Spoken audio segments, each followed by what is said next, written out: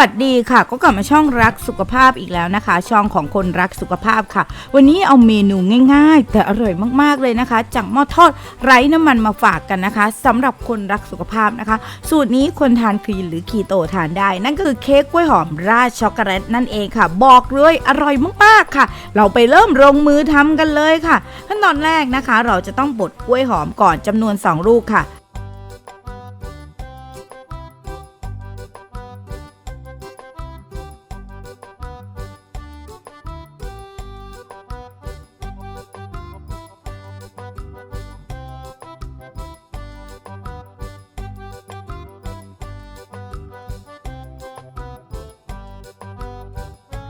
หลังจากนั้นนะคะตามด้วยไข่ไก่จำนวน2ฟองค่ะ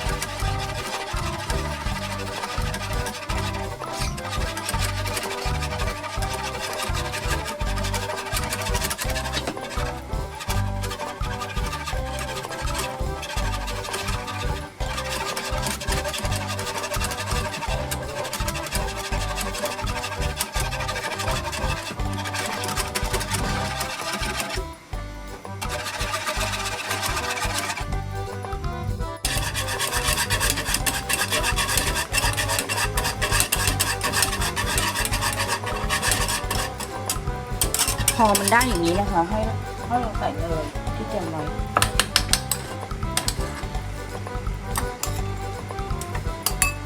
แล้วคนนะคะ ให้เร็วที่สุดเพื่อเอาช็อกโกแลตไปราดกันนะคะค่ะเอามาราดหน้ากันเลยค่ะด้านบนแบบนี้เข้มข้นมากๆเลยนะคะและโร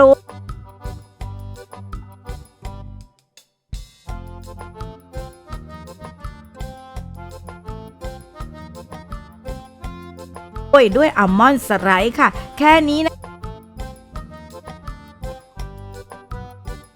ะคะเราก็จะได้เค้กกล้วยหอมราดช็อกโกแลตสำหรับคนทานคลีนทุกคนค่ะเราเจอกันใหม่คลิปหน้าคลิปนี้ลาไปก่อนค่ะอย่าลืมกดไลค์กดแชร์และกด Subscribe ช่องเราด้วยนะคะ